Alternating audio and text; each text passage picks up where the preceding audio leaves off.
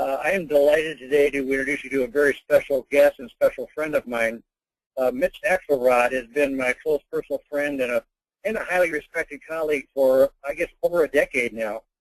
And it's actually Mitch Axelrod who who personally introduced me to starting to use teleconferences so I could reach hundreds and thousands of people about the importance of home business tax savings. So Mitch and I have known each other for some time. Mitch has delivered more than 3,500 live presentations and keynote addresses, workshops, and things like that, reaching millions of people through those keynotes and his books, CDs, videos, articles. Mitch is the creator of the New Game series and the author of the New Game of Business and New Game of Selling.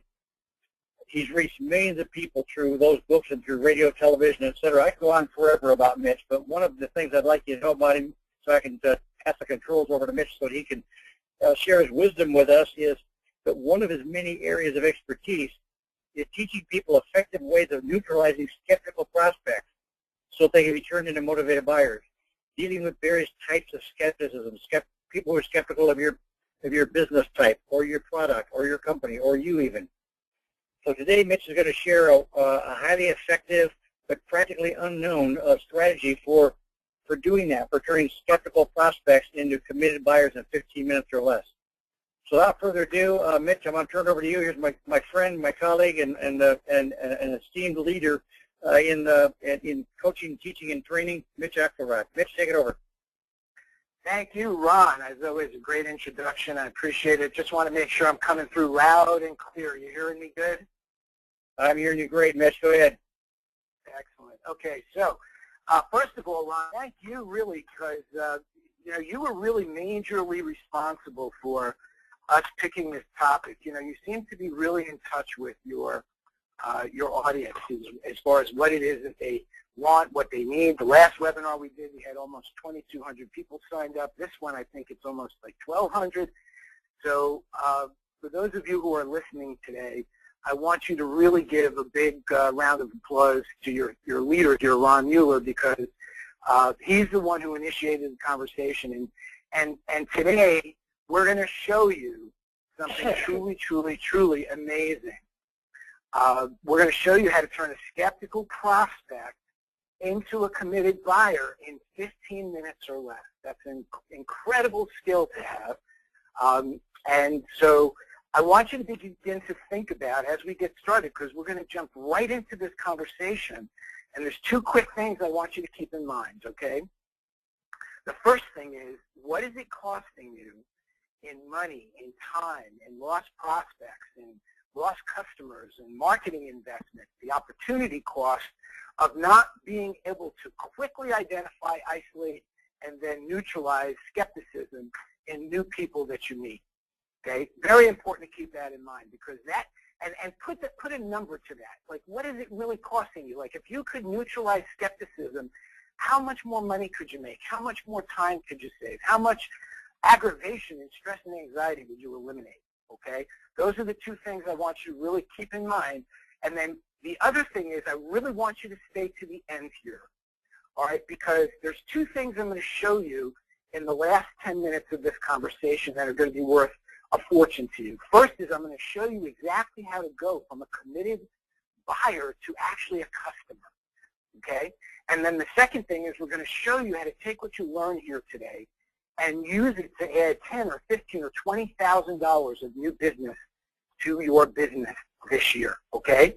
So hang on to the end. We've got some great stuff to cover, so let's jump right in, and let's talk right off the bat about what is this thing called skepticism. Well, skepticism is what's known in business as initial resistance. And if you really trace it back, think about right now what you're skeptical about. Usually you could trace it back to one or more of these basic human fears. And you know, because you've been a buyer, you're afraid of making a mistake. This is probably the biggest fear that we have that causes initial skepticism. What if we make a mistake? What if we lose money? What if we're fooled or we're taken advantage of? Nobody wants to be taken advantage of. Think about a time where you were taken advantage of, or you were fooled, or maybe somebody wasted your time, or you were very vulnerable because when you're buying something, You're vulnerable to what other people say. You're ready to spend your money. You want to make sure you get the best deal. Or maybe somebody found out about your decision that you lost money or you lost a business or something happened, and they started to ridicule you or question you. So realize that skepticism is based in fear. And if you want to get rid of skepticism in people, you've got to do something to neutralize the fear. All right? So the very first thing you want to do is you want to put yourself in the buyer's state of mind. So for the next couple of minutes, here's what I'd like you to do. Take your seller's hat off and put your buyer's cap on, okay? Got it? Got your buyer's cap on? I want you to sit in the seat and walk in the shoes of your buyer right now.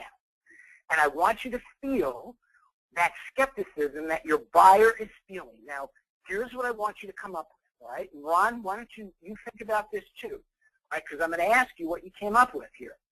What do you think right now is the number one cause of skepticism for your buyer?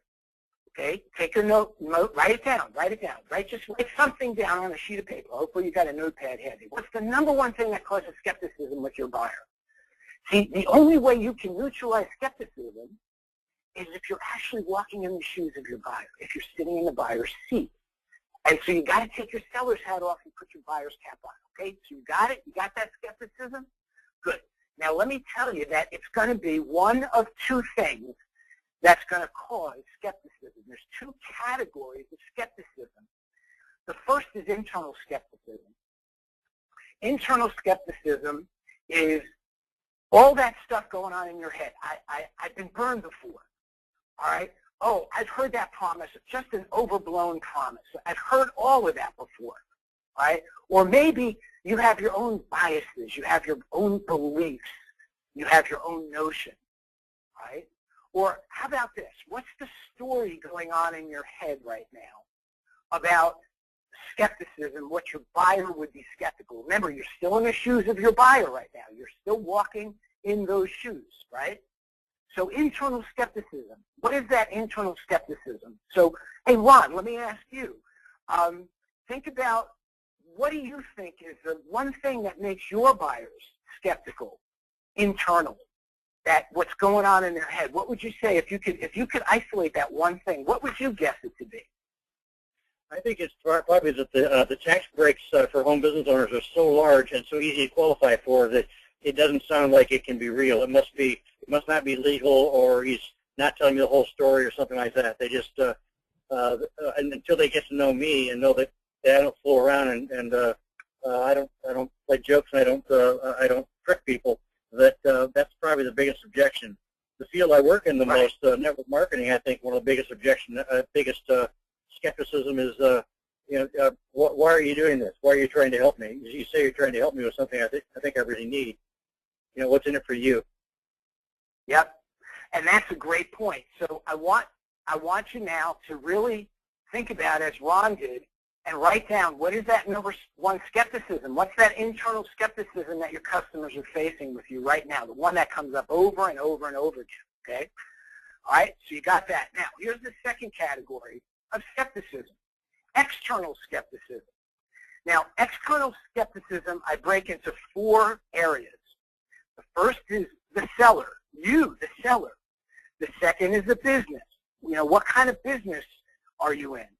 The third is the product, and the fourth is service. So let's talk about each of these individually, all right? Again, remember, right now, you're still in the shoes of your buyer. You're still wearing that buyer's cap, and you're still sitting in the buyer's seat. Now, I want you to think about the seller, okay, because this is where the initial skepticism is greatest. Do they trust you, the seller? All right? Do they sense that early on in the conversation and the communication that you have their best interest at heart? Think about this for a second. The first contact you make with somebody, whether it's through the internet or through personal experience or whatever it may be, there's going to be some human communication and human transference of feeling. What is that initial transference of feeling? Is it trust, credibility, likability, rapport? Or is it skepticism, hesitation? All right? And here's how you know. If you sense that the seller has your best interest at heart, chances are good the initial skepticism externally will drop dramatically. So when you meet somebody, how do you introduce yourself? What do you say? And do they get the feeling that you have their best interest at heart right off the bat? The second area of external skepticism is the business. All right? Do people mistrust your business, your industry? Ron, you mentioned network marketing. All right? Usually I ask people to identify, what are the 3 industries or businesses that you mistrust the most? Right? I bet each and every one of us could make a list of the top 3 businesses or professions that we mistrust the most. Well, if you happen to be in one of those, you have an added barrier, obstacle, because you have to overcome the initial skepticism that people have about your business. So you have to change their way of thinking, not just about you, but about the business itself. Network marketing is an example of that. The model is great. The model is perfect. The way the business has been done and the way the business has been taught over the years, far less than perfect, okay? So now people are skeptical about your business, let's say, all right? So you've got to overcome that. But now you move to the product. Does your product really work, right? Does it really do what you say it's going to do? Is it easy or is it complicated?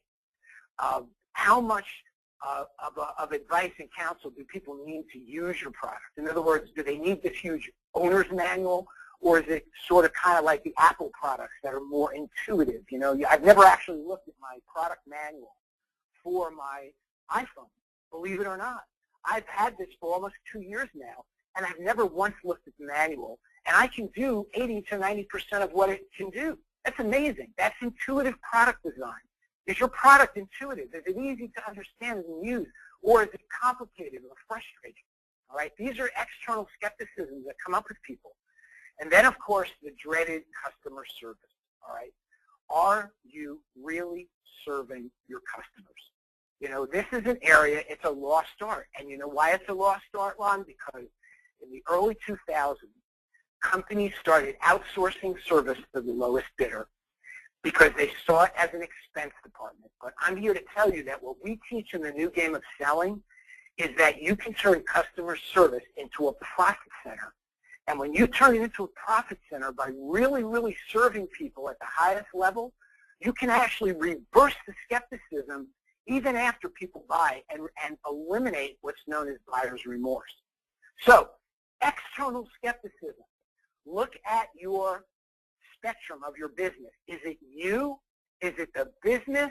Is it the product? Or is it the service? Or some combination of those that creates the most amount of skepticism for your buyer? Ron, quick question. What do you think of these 4 in your business? What would you say would be the one area that would create the most external skepticism? Let's repeat those one more time for the people who weren't paying attention. This is a really critical question, folks. So if you weren't paying attention, listen to this question. Ask it again, Mitch. What I'm asking is, if you look at your business, which of these 4 areas right now is creating the most amount of external skepticism in the vast majority of your prospects? And name the 4 for them, because I know that people's mind wander when they're on these webinars, so I want to make sure they know what the options are. So the first one would be you, the seller. So are you the biggest cause of skepticism? Is it your business? Like in network marketing, we teach people in network marketing how to reframe the conversation so people say, really, I never heard it talked about that way. Is your business the biggest cause of skepticism? Or is it your product? Or maybe it's your service, or a combination, all right? Make sure you write down the number 1 cause of external skepticism. Ron, what would you say it would be in your business? Well, I think my business is unique from most other people on this call, but I would say it's probably, I guess I'd say product, because product in my case is information. And it's skepticism about, can the information be real? Great. So now, here's what we've got so far. You understand where skepticism comes from, fear. You recognize that there's internal and external skepticism. So now, let's neutralize it. Okay, here's how you neutralize internal skepticism. You have to clear the past and bring people present in order for them to suspend their disbelief. That's the process, okay? Why? Because, think about this. If you're talking to me right now in the present, you're on this conversation, you're listening, hopefully you're listening with 100% of your attention in the present. But what if right now you're thinking about a bad past experience you've had? Or you've been on these webinars before and they're going to pitch you at the end to buy something that's going to make you $1 gajillion by next Friday. Okay, you've heard that before. You're disbelieving some of what you're hearing. Guess what? You're not present. So what I have to do, what you have to do, what we all have to do is we have to manage our message. Everything around business today is around managing ourselves internally and managing our message externally. So how do you do that? Well, first thing I'm going to say here is I relate to this model called stimulus response.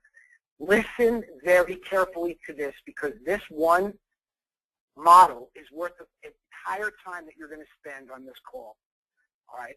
Stimulus response is the law of cause and effect. It says that for every stimulus, there's a response. If you want to change the response that your prospects are giving you, there is one and only one way to do it. You must change the stimulus.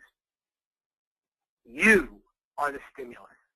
Everything you write, everything you say, everything you put out, every time you have a conversation, you are the stimulus. If you really, really, really want to manage the message and cause people to neutralize skepticism, change your stimulus, all right? Come to people with a stimulus that gets them to say, wow, I never heard that before. All right, so that's one of the best ways to neutralize internal skepticism is to start coming up with a way in which you can send a message that people just respond to, resonate with, and it just melts away their internal skepticism, all right? The second way you can do that is focus on attracting ready buyers. We're talking about things here today that come from a body of work called the new game of selling. In the new game of selling, we don't go out and try to convert the heathens of the world. What we do is we set our business up to attract the ready buyers. If you attract the ready buyers and you begin to magnetize your message so that only those people who are ready and eager to hear it, guess what? You're going to neutralize skepticism initially, immediately. Now, the last way you can do it, and this is not all the ways you can do it, but one of the best ways you can do it is through a personal introduction. No different than Ron introducing me to you. If I contacted you with an email from the blue and you didn't know who I was, you would just consider that spam. You would consider that, somebody who is just trying to get me there to hook my attention, but you have nothing to offer me. But because Ron invited you to this conversation, that personal introduction neutralized your internal skepticism, and we had a record-breaking turnout in terms of registration. The entire game of neutralizing internal skepticism comes down to the phrase at the bottom of this slide. They know you before you know them. If you know me before I know you, and you're a potential buyer for what I have, much of my skepticism is going to, or your skepticism is going to be neutralized. All right? So these are the ways, some of the ways that you neutralize internal skepticism. Now, how do you neutralize external skepticism? Well, there's a number of ways. This is not the entire list, but these are the things that if you do these things right now, starting today, and begin to add some of them into your daily routine, your daily communication, you will neutralize external skepticism, even in cynical buyers, okay? And the first and probably most powerful of all is testimonials, success stories, and proof of results. Ron, we've talked quite a bit over the past decade, and anybody can talk the talk. It really doesn't come down anymore to what you say. Ralph Waldo Emerson once had a great quote. He said, "Who you are speaks so loudly, I cannot hear what you're saying." Who you are speaks so loudly, I cannot hear what you're saying. The best thing you could ever do is to have somebody else speak on your behalf. That's why the very first thing people should see when they come to your website or before they meet you is, if it can't be through an introduction of a third party, get your story of success up there. Get a testimonial. You'll look at the first slide in our presentation. We had a testimonial of Brian Tracy to give you a sense of who I am and what somebody says about me. The second thing that you really must do is develop a strong bond of trust, belief, and confidence. We all know that people buy from people they trust, like, and feel friendly with, right? But the fact of the matter is there's a long distance between knowing it and being trustworthy, being believable, being confident. How do you show that? You demonstrate value. What we're doing here today is we're giving you value. We're actually teaching you something that's going to change your life if you apply it, because it's changed mine. It's changed the lives of 1 million people that we've taught this to over the course of the past 20 years. So we're giving you real value. We're not going to talk about it. We're going to demonstrate it. We're going to educate. We're going to motivate, and we're going to advocate for you. I want you to be more successful. I get up every day. I do my work because I love what I do. I play for the love of the game. And part of the love of the game for me is to see people get educated, to excited and motivated to get what they want, to be an advocate for you. How many advocates do you have on operating on your behalf? I want to make you a better buyer. Even if you don't buy anything from me, I want you to know that your time with me was worth the investment. I want to eliminate your risk. I want you to have zero risk. Okay? Now, of course, we all know life is a risk. You can't have zero risk in anything. But the truth is, if I could mitigate your risk, if I can eliminate your risk, what I do is essentially I create a can't-lose experience. One of the things people tell me over and over and over again is, Mitch, I can't wait to talk to you again, because every single time we have a conversation, I get something of value. And I say the same thing to people because it's a mutual exchange of value. All right? So don't think about making the sale. Think about being the trusted voice of choice. And when you become the most trusted voice of choice in the marketplace, in your little marketplace, even if it's a small niche marketplace, you will neutralize external skepticism very quickly. So let me give you a quick idea of a few testimonials and point out a couple of quick things that I want to share with you about what you want to include if you're able to get some testimonials. You'll notice that we have we have hundreds of these. If you went to our website or various websites, you see testimonials all over the place, right? But let me point out just a couple of quick things about these. Brian Tracy, somebody a lot of people know, pretty well-known person, a good friend of mine for 25 years. He said, Mitch is one of the most foremost authorities. Now, very important, you want somebody else to say you're an authority. You don't want to walk around with your chest pumped up and you're, saying, hey, I'm an authority, because that doesn't make you an authority. Claiming authority is important, but saying you're an authority has virtually no impact. You want somebody else to say that. He goes on to say that I'm responsible for boosting more people into the top 10% than any other trainer alive today. That's a very powerful third-party endorsement. It says that if you want to be in the top 10% of your business, that I'm a guy that you may want to connect with, okay? Now, that's very different than the next one, which comes from one of our clients and a very close friend of mine. Bija says, first I speak to God, then I call Mitch. He's among my most trusted friends and an awesome coach. That's personal. That's really personal, visceral. That's somebody saying, wow, first she called God, then she called Mitch. I wonder why she calls Mitch. He must have something important to say. He must be a trusted voice of choice, okay? Now, the third testimonial is very specific, all right? It's not general. It's not kudos. It's not, a superlative language, the greatest, the fastest, the quickest. It's 1 hour coaching clinic, a woman business owner inked a $140,000 contract as a direct result of what we discussed, okay? That we've got hundreds of testimonials where people have said they've made $35,000, they made $10,000. we don't highlight that too much, although if you have these, you want people to know that they've gotten success. Use proof, use testimonials, and use stories. They're some of the most powerful things you can do to neutralize skepticism. Ron? So, Ron, think about it, right? We did the last seminar, and as soon as the webinar was done, remember we got some great testimonials from people just after the webinar. And you know, that helps to really bolster the conversation that comes next. So, go ahead.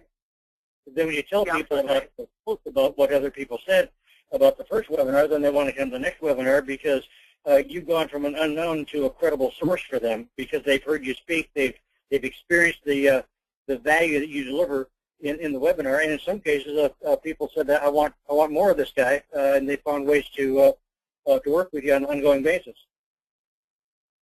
Yeah, and that's funny you bring that up because the greatest compliment that I ever got, and the one sentence that changed my business forever. I was speaking in 1996 in San Diego. I had spoken on Wednesday, and then I came back to do a seminar on Saturday morning. And I'm getting ready on stage about an hour before, and a woman, gorgeous 6-foot blonde woman, comes sauntering up the aisle. Nobody else is around, and she reaches out her hand and says, "Hi, I'm Liza." And I said, "You know, I recognize you. You were here Wednesday night. Why did you come back?" And she said the 5 words that totally changed my life and my career forever. The 5 words were, "I want more of you." I want more of you. If you really want to neutralize skepticism, can you imagine how on I was that day, Ron? Imagine hearing that. Absolutely, and that's what we should be getting out of this this webinar you're doing is how do we get to the point where people say that about each one of us? That's right, and that's what we're trying to do here is help you with tools and language and approaches that can eliminate so much of that stress, tension, and anxiety that you're facing. So let me now give you what I consider to be the ultimate skepticism buster. And it's the simplest, easiest thing. Well, it's the simplest thing to do, but it's not the easiest thing to do. And that is to listen. To listen with your ears, but not just with your ears. To listen with your eyes, your heart, and your soul.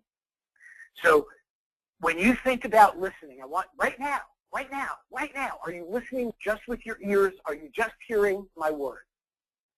Are you listening with your eyes? Are you seeing visually, not just the slides? Are you picturing yourself in action, doing some of what we're talking about here, applying it? You can visually see yourself with somebody talking about eliminating skepticism.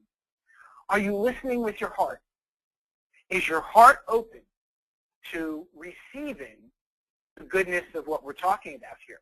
If your heart is closed to people, if you don't listen with your heart, you're just listening for words so that you can get a break in the action and jump in with your presentation. People know that.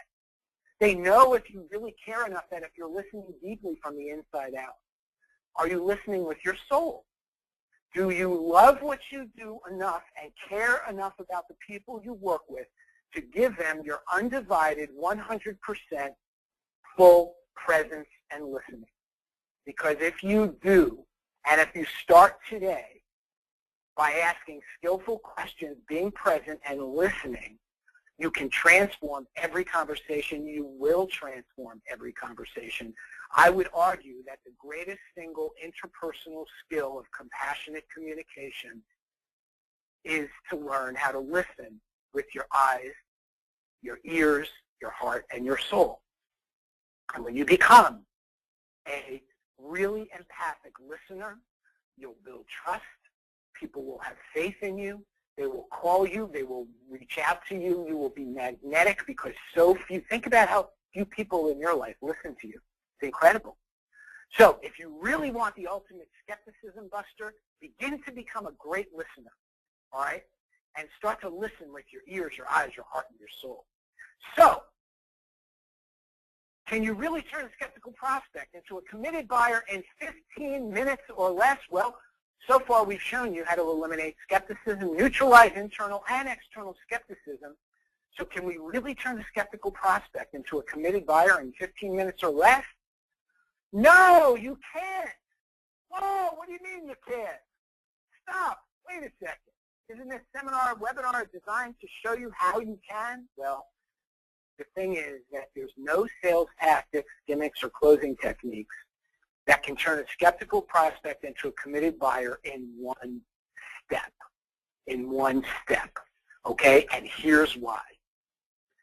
Why you can't proceed directly from neutralizing skepticism to commitment is because there are two red lights in the way of getting to the green light of commitment. I call these two red lights alignment and agreement. What I'm about to share with you right now comes out of the new game of selling.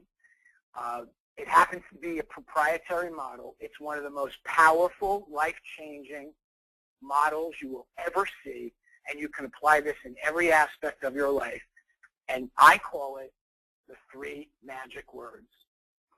The three magic words that get you to the promised land are alignment, agreement, and commitment. This model is so powerful. As you can see here, one of our friends and clients, Louise, said this is absolutely brilliant. I have applied the three magic words to get ready for myself and my relationships. Words cannot express my appreciation. This is one of my favorite models. So, how do you do this? Well, first you have to get alignment.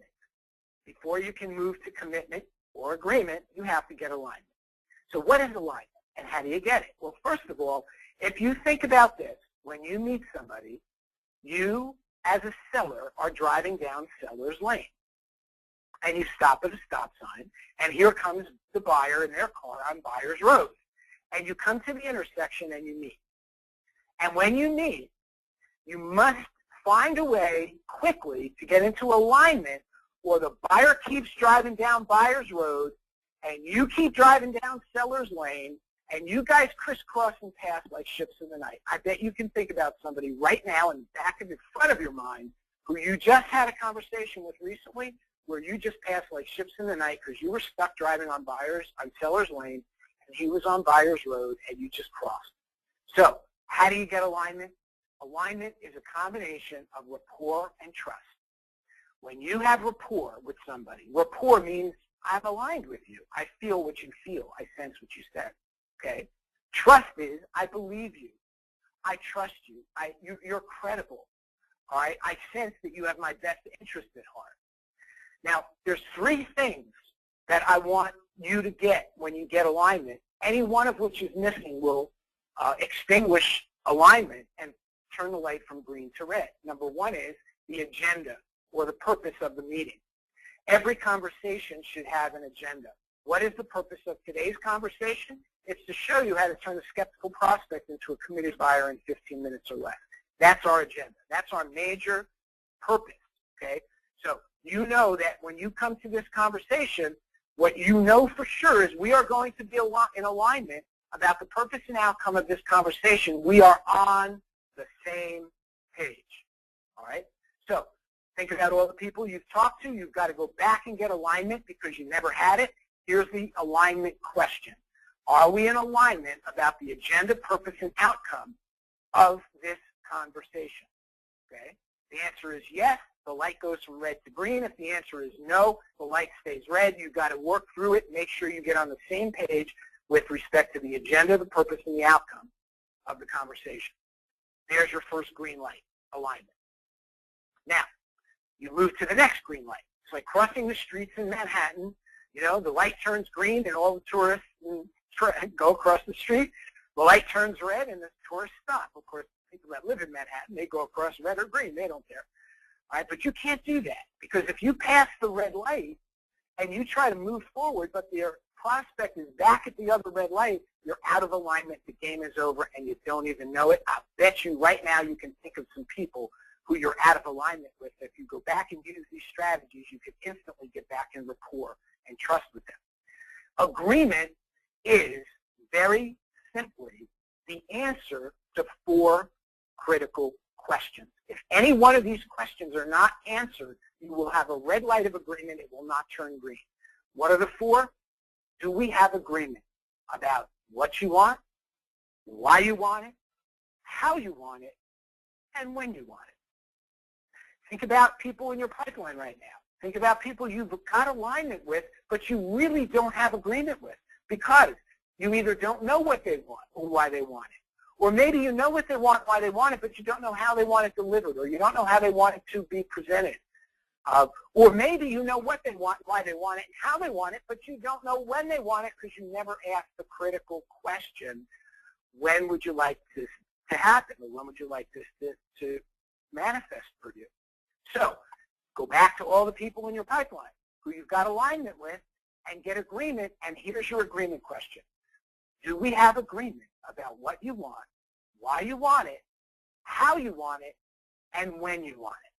And if you shake hands on that, metaphorically, symbolically, virtually, or live, you now have alignment, green light, and agreement, green light. You can now proceed to commitment. Now, what's commitment? Commitment, I want you to write these words down. Write these words down. Commitment equals committed action by the buyer. Committed action by the buyer. I know for a fact that somewhere in your business, if you've been around in business 6 months to a year or more, you've done proposals, you've done illustrations, you've done presentations, you've done all kinds of work on behalf of buyers, yet the buyer has not taken a committed action on their own.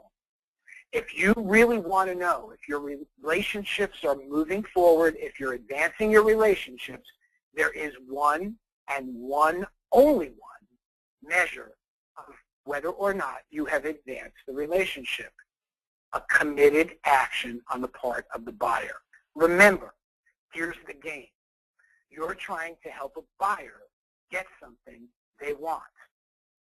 You're not trying to sell them something that you have. Let me repeat that. You are trying to help a buyer, a person, a human being, get what they want. You're not trying to sell them what you have. And I know of course we're trying to sell them what we have. The point being, though, they're not buying what you're selling. They're buying their outcome and destination and their agenda and their desires. You're selling your product, service, issue, or cause, so business opportunity, okay? So how do you get commitment? Very simple. You first get alignment, then you get agreement, and when you get to commitment, you use no closing approaches, no closing techniques, no pressure, no stress, no anxiety, all right? What you do is you relax. It's a natural next step. It's comfortable and exciting. Why? Simple. You are going to help somebody get what they want. And if you've gotten alignment, and if you've gotten agreement on what they want, how they want it, why they want it, when they want it, now the question is, are they really committed to getting it? Not whether you can come up with a fancy presentation and a whiz-bang PowerPoint or, a fancy 24 ways to close the sale. That's not the game here. That's the old game of selling. That's why nobody likes to be sold. That's why people have such skepticism and resistance. But when you get to a point where you become masterful, even proficient at these three magic words, and you ask the commitment question, are you committed to getting what you want and ready to start now? You don't have to memorize 100 closing techniques. You don't have to get the objection handler number 22 reverse angle close, the behind the back twist their arm close, the hammer over the head close. You don't need any of that. What you need is a simple question that says, are you committed to get what you want and ready to start now? All right, and in the new game of selling, we teach you what to do if they say no. We teach you what to do if they say yes. We teach you what to do if they say maybe. For now, all I would say to you is that if you really want to transform every relationship you have, business, even personal, family, friends, acquaintances, network, circles of influence, go back to everybody in your audience, especially your customers and prospects, and start to look at, do I have alignment? If I have alignment, let me go back and get agreement. If I have alignment and agreement, let me go back and get commitment. What if I don't have anything? What if I realize now from what you've showed me, Mitch, I never got alignment. I never got agreement. No wonder I can't get commitment. And I promise you, just the context of this mindset will change the way you approach everybody. People will start to respond to you in a whole new way. You will neutralize skepticism.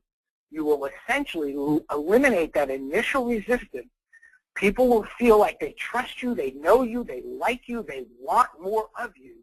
Why? Because you now know how to convert that skeptical prospect into a committed buyer using the 3 magic words of alignment, agreement, and commitment.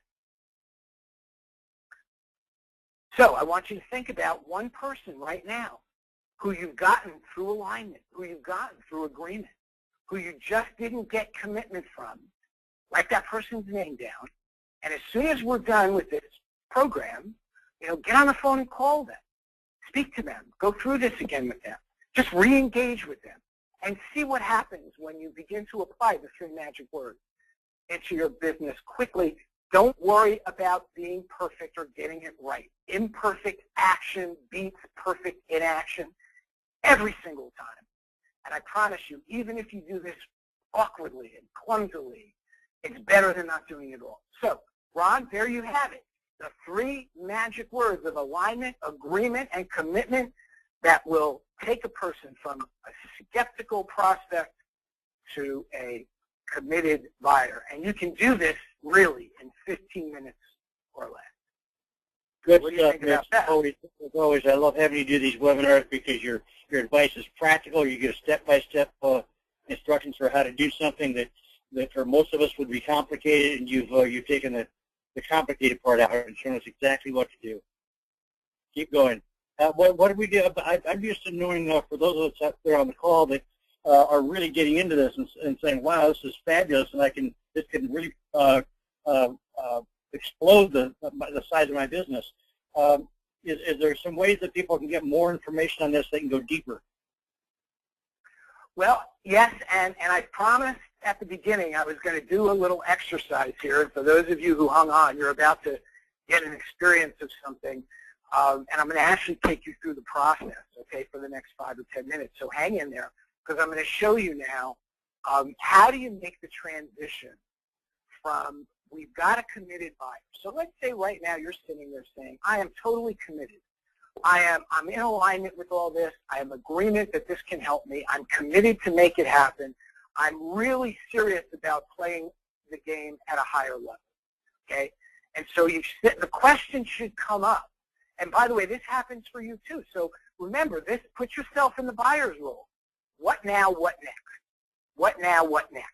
All right? Are you still struggling playing an old game? And you can answer that question. I should say, where are you struggling playing an old game? Because most people I meet are still struggling to transition out of the old game that they've been hammered into for years and to play a new game. So let me show you, and I'm going to demonstrate for you right now, how I help a person go from a committed buyer to an actual customer, all right? So here's what I want you to think about. And write down some answers to the questions I'm going to give you here in the next couple minutes.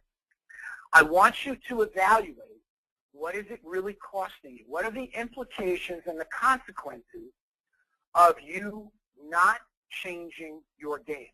What's the cost in delay? What's the potential cost of mistakes? How about lost customers? What's the cost and price of trial and error? Maybe you're too proud to change. I had that problem for years. I thought I knew all the answers. You know, somebody came along and told me something I didn't like or I didn't know. I was like, I have to change. My pride and my ego got in the way. Are you allowing your pride and putting your pride and ego aside to say, you know, that's costing me to do nothing, to keep playing the way I'm playing? It's not working. Obviously, you're on this call because you feel like there's a better way for you, all right? So I want you to evaluate the cost of this problem, whatever that problem is, that's in the way for you to be all you know you can be in business. And at the end, at the bottom of that little conversation, I want you to put a dollar number next to it. What is the dollar number that this is costing you to play the old game? Okay? Now, what I just did with you is what we teach you how to do when you play the new game of selling. You will never, almost never hear an objection in the new game of selling because we teach you how to ask skillful questions in the right way that get people to buy in so you don't have to sell to them. And what I just did is I took you on what I call the chain of consequences. What is the chain of consequences? What are the implications? What are the ramifications if you do nothing and just keep going the way you're going with no changes at all? Now, on the flip side of that, what is the payoff? What is the value or benefit if you decide to play a new game? If you add the 3 magic words, if you do some of what we talked about today, are you really committed to new and now? What would happen if you could download my entire brain of everything I know about selling from the 60,000 hours and 33 years that I've been doing it? I've invested hundreds of thousands of dollars. My clients have invested millions of dollars to get some of what you got tonight as a gift from Ron, all right? So here's the question. Are you committed and ready to do something new? And are you ready to start now? That's the question. And if the answer is yes, then I want to share with you something that I know will change your life because it's changed mine. It's created $3 billion of revenue for our clients. It's going to help you eliminate fear. It's going to reduce skepticism. It's going to arm you with new language and new ways in which you can play the game. We call this the $1 Billion Playbook or the new game of selling. And really, there's 7 pieces to it. The first part of it is how do you actually win that new game? What is the new game? And then the second part is how do you win the inner game? You know, a lot of what we talked about here today focuses on the inner game. Your inner game, what's going on in your head, and the inner game of your prospects, what's going on in their head. We've given you some tools and some approaches and ways in which you can get them to talk and expand on what's in their head, to clear the past of a bad experience, and to share and be in the present so they can hear your opportunity for what it is today, right? Which means that there are 5 things that you want to be able to be really, really good at, and these are the 5 areas that we cover in the new game of selling, any one of which can make you just so much more money than you're making now. I have personally made millions of dollars with everything inside the new game of selling, and I've taken the time to boil it down into 5 key areas. One is how do you attract the true believers? How do you really, really get out there and attract the people who are looking and searching for what you have and ready to buy it now, rather than trying to convert the heathens who really are disbelievers? Then how do you qualify a person for their state of readiness so you don't waste time with tire kickers? You know, when you think about your time, if you make $50,000 a year and you work 2,000 hours, every hour that you waste is $25 down the tubes. Do you really want to waste time with people who are not ready to buy? You will if you don't have a continuous stream of ready buyers. The new game of selling shows you how to fill your pipeline with ready buyers.